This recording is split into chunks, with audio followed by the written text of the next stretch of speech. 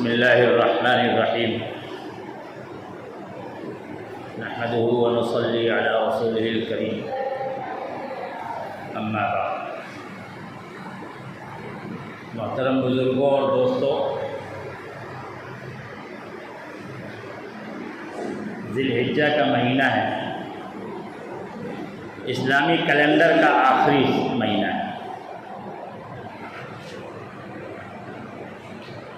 اس مہینے ہم نے سیدنا ابراہیم علیہ السلام اور سیدنا اسماعیل علیہ السلام کی سنت کو زندہ کیا، یعنی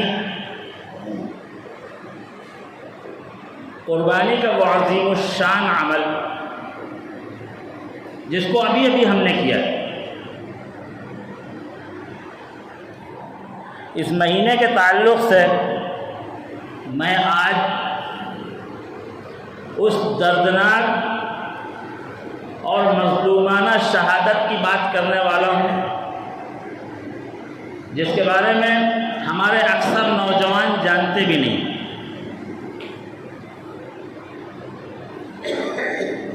میں بات کر رہا ہوں سیدنا عثمان ابن عفان رضی اللہ تعالیٰ عنہ، امیر المومنین سیدنا عثمان ابن عفان رضی اللہ تعالیٰ عنہ، داماد رسول سیدنا عثمان ابن عفان رضی اللہ تعالیٰ، ذی الحجہ کی 18 تاریخ کو، اس مہینے کے 18 تاریخ کو سیدنا عثمان کی شہادت واقع ہوئی ہے۔ اسلامی تاریخ کا آخری مہینہ ہے، امیر المومنین سیدنا عثمان غنی رضی اللہ تعالی عنہ کی شہادت ہو رہی ہے، اور آپ دیکھیں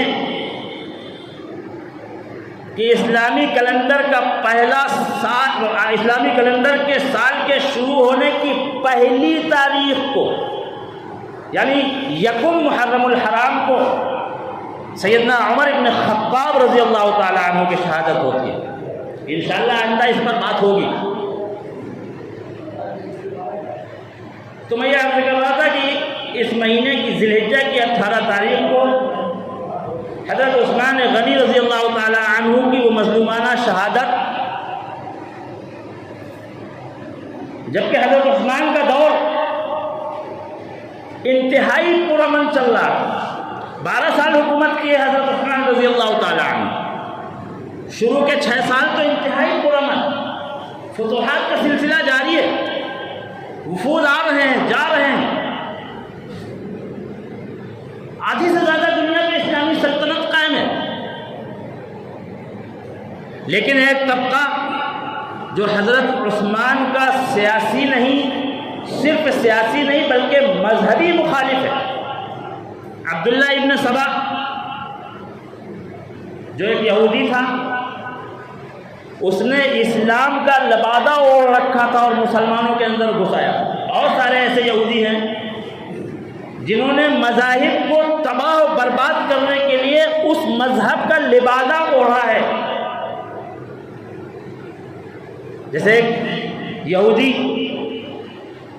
جس کا نام پولس یا پال تھا، وہ عیسائی مذہب میں گھسا تھا، تو یہودی لیکن عیسائیت میں گھسا اور ان کی روایات کو اس طرح ادھر سے ادھر کر دیا کہ ان کے اندر 2 طبقے بنا دیے، 2 گروپ بنا دیا، ایک پروٹسٹنٹ عیسائی، ایک کیتھولک عیسائی۔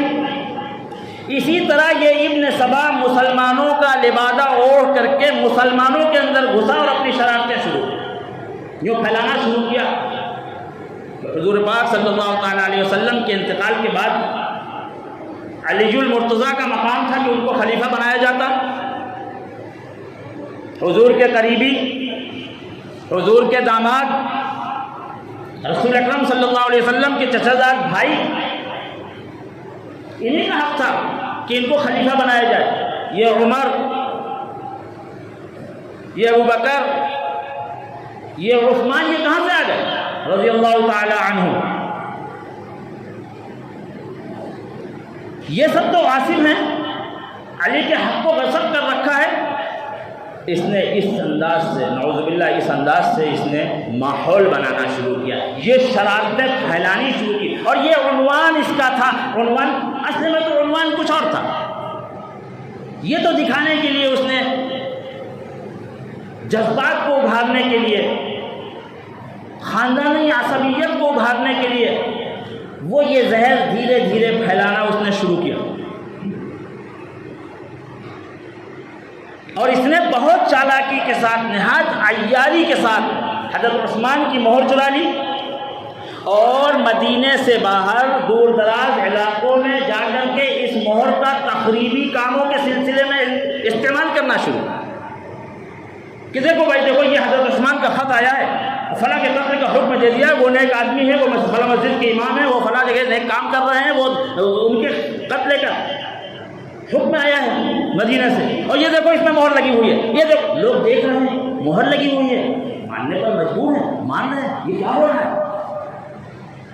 اور یہ ابن سبا صوفی و صفا بن کر کے نماز روزے کی بات کر رہا ہے، ہاتھ میں تسبیح ہے، چہرے پر داڑھی ہے، سر پہ پگڑی ہے، اللہ اللہ کر رہا ہے، اور لوگوں کو نیک کاموں کی تلقین کر رہا ہے، اور یوں کہہ رہا ہے کیا ہو گیا ہے عثمان کو، یہ کیسے آرڈر کر رہے ہیں مدینہ میں بیٹھ کر کے، یہ کیا کیا لکھ کر کے بھیج رہے ہیں، اللہ ان پر رحم کرے۔ اور لوگ جو سن رہے ہوتے ہیں عثمان تو نیک آدمی ہے، لیکن یہاں ان سے غلطی ہو رہی ہے، وہ ایک ماحول بنا رہا ہے۔ اس طرح سے اس نے اپنی خباثت پھیلائی، اور صرف یمن میں نہیں، صرف اسکندریہ میں نہیں، صرف ایران کے معاملات میں نہیں، صرف کوفہ اور بصرہ میں نہیں، پوری اسلامی ریاست میں جا کر کے حضرت عثمان کو بدنام کر رہا ہے اور ماحول بنا رہا ہے، ماحول تیار کر رہا ہے۔ اس اثنا میں اس نے کچھ چند مخلص لوگوں کو بھی حضرت عثمان کے خلاف ورغلایا، اور اس میں کامیابی بھی حاصل کی۔ حضرت ابوبکر صدیق رضی اللہ تعالیٰ عنہ کے بیٹے محمد بن ابی بکر، ان کو بھی حضرت عثمان سے بدظن کر دیا۔ سازش کیسے کرتا تھا؟ حضرت عثمان نے محمد بن ابی بکر کو کسی علاقے کا گورنر بنا کر کے بھیجا، اب وہ چلے، اس نے جا کر کے راستے میں ان سے ملاقات کی اور ایک خط دکھایا، اس خط پر حضرت عثمان کی مہر لگی ہوئی ہے، جو اس خبیث نے چرا کر کے لگائی ہے، اور اس میں کیا لکھا ہوا ہے؟ محمد بن ابی بکر جیسے ہی وہاں پہنچے ان کو قتل کر دیا جائے۔ اب کہہ رہا دیکھو تمہارے ساتھ تو عثمان نے دھوکہ کیا۔ وہ راستے سے واپس آ گئے، آ کر کے حضرت عثمان سے الجھ گئے کہ آپ نے میرے ساتھ یہ کیسا مذاق کیا ہے؟ ایک طرف گورنری کا آرڈر اور دوسری طرف قتل کرنے کا حکم۔ حضرت عثمان حیران ہے، اللہ گواہ ہے میں نے ایسا کچھ نہیں کیا۔ اس طرح کے حالات بنا، دور دراز علاقوں میں جا کر کے لوگوں کو ورغلا رہا ہے، آؤ مدینے چلتے ہیں، عثمان سے بات کرتے ہیں، کیا سلطنت پر بیٹھے ہوئے ہیں، نہیں سمجھتا چھوڑ دینا سب۔ لوگوں کو ورغلا کر کے بلوائیوں کا ایک ٹولہ بناتا ہے اور ان کو لے کر کے مدینہ آتا ہے۔ مدینے کے باہر دیہاتوں میں ان کو ٹھہراتا ہے، 50-50 کلومیٹر دور، 100 کلومیٹر دور ان کو ٹھہراتا ہے، مدینے کے اندر نہیں لا رہا۔ کیوں؟ حج کا زمانہ آ رہا ہے، صحابہ کرام حج کے لیے جائیں گے، انتظار کر رہا ہے کہ مدینہ صحابہ سے خالی ہو جائے۔ جب سارے صحابہ کرام حج کے لیے چلے گئے، مدینے کے اندر صرف 18 صحابہ کرام بچے، 1.5 درجن صحابی بچے۔ اس وقت لے کر کے یہ مدینے کے اندر ان کو آیا، ان بلوائیوں کو لے کر کے آیا، موقع کا فائدہ اٹھایا، لڑائیاں ڈالی، فساد ڈالا، یہاں تک کہ حضرت محمد بن ابی بکر حضرت عثمان کے پاس گئے اور انہوں نے جا کر کے کہا آپ نے میرے ساتھ غلط کیا ہے، جارحانہ انداز اختیار کیا۔ حضرت عثمان نے آہ بھر کر کے کہا بھتیجے آج اگر تمہارے باپ زندہ ہوتے اور وہ تم کو میرے ساتھ اس طرح سے بات کرتے دیکھتے تو وہ کیا کہتے؟ حضرت عثمان کی یہ بات سن کر کے ان کی چیخ نکل گئی. حالات کو دیکھا, لوگوں کی باتیں سمجھ میں آ گئی, سازش سمجھ میں آ گئی, معذرت کر کے باہر آ گئے. اس نے حضرت عثمان غنی کے گھر کا محاصرہ کر لیا, بلوائیوں کو چاروں طرف لگا دیا, گھر کو آگے سے پیچھے سے ہر طرف سے گھیر لیا اور باہر کی دنیا سے بالکل کاٹ دیا. صحابہ کرام حیران ہیں یہ ہو کیا رہا. حضرت عثمان مطمئن ہیں, یہاں تک کہ وہ پانی بھی بند کر دیا جس پانی کو عثمان غنی نے یہودی سے خرید کر کے جنت لی تھی اللہ سے. حضور پاک صلی اللہ تعالیٰ علیہ وسلم نے جنت کی خوشخبری دی تھی اس پانی کے عوض. لمبا قصہ ہے, وقت کم ہے. حضرت عثمان نے اس یہودی سے کنویں کو خرید کر کے آدھا پہلے خریدا, وہ بیچنے کو تیار نہیں تھا. حضرت عثمان نے پوری قیمت دے کر کے آدھا کنواں خریدا کہ ایک روز تم پانی لو گے, ایک روز ہم پانی لیں گے, اور وہ اپنے باری میں وہ بیچتا تھا. حضرت عثمان فری بانٹتے تھے, لوگوں نے اسٹاک کرنا شروع کر دیا, اس کی باری میں لوگوں نے لینا ختم کر دیا. بہت لمبی تفصیل ہے, آخرکار مجبور ہو کر کے وہ آیا, اس نے کہا کہ یہ آدھا بھی مجھ سے لے لو. اللہ نے حضرت عثمان کو یہ بصیرت بھی دی تھی, اللہ نے حضرت عثمان کو اتنا پیسہ بھی دیا تھا کہ اتنی وسعت بھی دی تھی, اور وہ خرچ بھی کرتے تھے, اور خرچ کرنے والے کو ہی اللہ دیتے ہیں. وہ پانی بھی حضرت عثمان پر بند کر دیا گیا. ایک دو روز نہیں, 2 روز, 4 روز, 10 روز نہیں, پورے 40 روز کا معاملہ ہے. اندر جو لوگ موجود ہیں ان کے پاس جو پانی ہے وہ کب تک چلتا ہے؟ ان کو غسل بھی کرنا ہے, ان کو وضو بھی کرنا ہے, اس پانی کو پینا بھی ہے. اور یہ بلوائی اتنے ظالم ہیں کہ کسی کو پانی اندر لے کے جانے کی اجازت نہیں دے رہے. کوئی لے کر کے جا رہا تو مٹکا پھوڑ دے رہے. علی المرتضیٰ غیرت کے ساتھ اٹھ کر کے جاتے ہیں امیر المومنین کے پاس. امیر المومنین آپ نے ہمارے ہاتھ باندھ رکھے, ہم کو اجازت دیجیے, ہم اپنی تلواروں کے ساتھ ان سے نپٹیں گے, اس قصے کو ختم کر دیں گے. حضرت عثمان اجازت نہیں دے. نہیں, مدینے کے اندر خون نہیں بہے گا, میری ذات کے لیے مدینے کے اندر خون نہیں بہے گا. سارے لوگ کہہ رہے ہیں حضرت آپ کی ذات کا مسئلہ تو ہے, لیکن یہ اب رسول اکرم صلی اللہ تعالیٰ علیہ وسلم کے شہر کے امن و امان کا مسئلہ ہے, اجازت دیجیے. حضرت عثمان کہہ رہے ہیں کہ امن و امان تو تب خراب ہوگا نا جب میں لڑائی کی اجازت دوں گا, میں کسی کو اجازت نہیں دوں گا. اور علی میں تم سے کہہ رہا ہوں کہ تلوار مت اٹھانا, کسی کو تلوار اٹھانے کی اجازت نہیں ہے, میں حکم دے رہا ہوں کہ کوئی تلوار نہیں اٹھائے. صحابہ کرام کیا کرتے, امیر المومنین کا حکم ماننا فرض ہے. اپنے بچوں کو پہرے داری پہ لگا دیا. حضرت عبداللہ ابن زبیر پہرے داری پر لگے ہوئے ہیں, حضرت حسن حضرت حسین رضی اللہ تعالی عنہما پہرے داری پر لگے ہوئے ہیں, حضرت علی کے شہزادے. اور یہ جو کربلا میں حضرت حسین نے کئی روز کی پیاس گزاری ہے نا, اس پیاس کو سہنے کا سبق عثمان غنی سے پڑھا ہے انہوں نے, جو پڑھا مدینے میں ہے اور سنایا کربلا میں. دائرہ دھیرے دھیرے اور تنگ ہوتا جا رہا ہے. عثمان غنی کا دائرہ تنگ کرتے چلے جا رہے ہیں, محاصرہ تنگ کرتے چلے جا رہے ہیں. بلوائی اور مطالبہ کیا ہے, حکومت کو چھوڑو. حضرت عثمان تیار نہیں ہے. حضرت علی سے حضرت عثمان نے فرمایا کہ مجھے میرے آقا جناب محمد رسول اللہ صلی اللہ علیہ وسلم نے فرمایا تھا کہ عثمان تم کو اللہ عزت کی قمیص پہنائیں گے, یعنی کہ حکومت. اور یہ منافقین جب تم سے کہیں گے کہ چھوڑ دو تو تم چھوڑنا نہیں, مجھ سے آ کر کے مل جانا.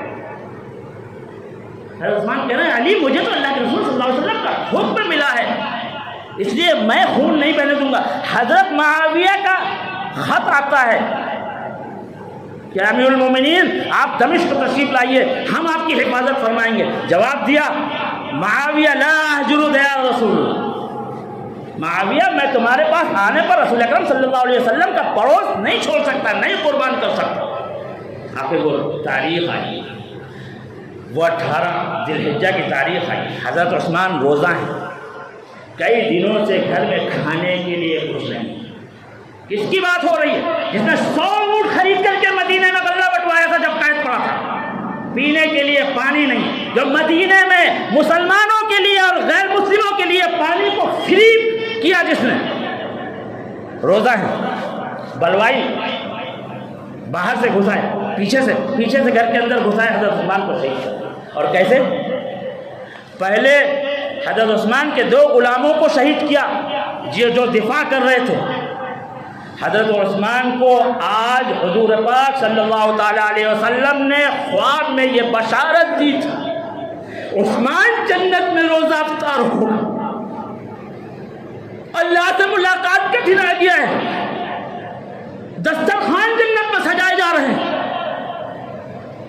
حضرت عثمان جو کبھی لنگی کے علاوہ کچھ نہیں پہنتے تھے، کبھی پیجامہ نہیں پہنتے تھے، آج انہوں نے پیجامہ پہنا ہے، عطر لگایا ہے، اللہ سے ملاقات کے شوق میں آج تیاری کر رہے ہیں، بلوائی اندر آئے ہیں اور آ کر کے انہوں نے شہید کر دیا ہے، قرآن کی تلاوت کر رہے ہیں، پہلے پارے کی آخری صفحہ کھلا ہوا ہے، فَسَيَكْفِيكَهُمُ اللَّهُ وَهُوَ السَّمِيعُ الْعَلِيمُ، آیت پڑھ رہے ہیں اور آ کر کے ان کو شہید کیا۔ اس قرآن پر حضرت عثمان کے خون کے دھبے ہیں، آج بھی وہ قرآن محفوظ ہے۔